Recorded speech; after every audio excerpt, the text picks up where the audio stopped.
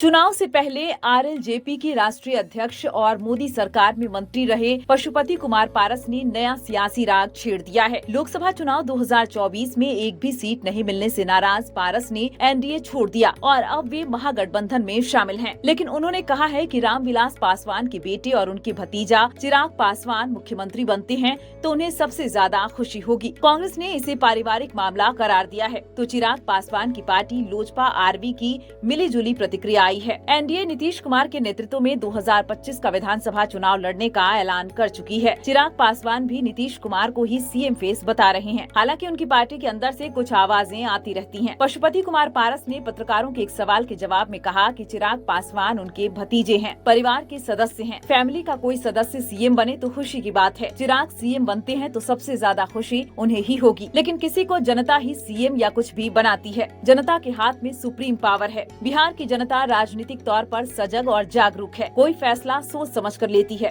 चिराग पासवान की पार्टी, उनके पार्टी के नेता बार बार बोल रहे हैं कि चिराग पासवान के लिए सीएम फेस के लिए जनता चाह रही है उनको। क्या ऐसा की अच्छी बात है, बिहार के मुख्यमंत्री बन जाए तो सबसे बड़ी खुशी तो मुझको होगी जी कि हमारे परिवार के सदस्य हैं, हमारा भतीजा भी है। लेकिन बिहार की जनता चाहेगी तब तो। देखिए, जनता के हाथ में सुप्रीम पावर है। ये प्रजातांत्रिक व्यवस्था है। प्रजातांत्रिक व्यवस्था में एक वोट का वैल्यू है। एक वोट देश के प्रधानमंत्री को बनाता है, मेंबर ऑफ पार्लियामेंट को बनाता है, असेंबली के मेंबर को बनाता है। और बिहार की जनता बहुत ही पॉलिटिकलाइज है।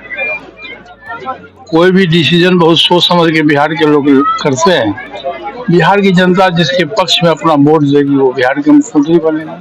चिराग पासवान बने तो हमारे परिवार का लड़का है तो हमको और सबसे बेसी खुशी होगी। को क्या लगता है कि चिराग सीएम मटेरियल है बिहार के लिए?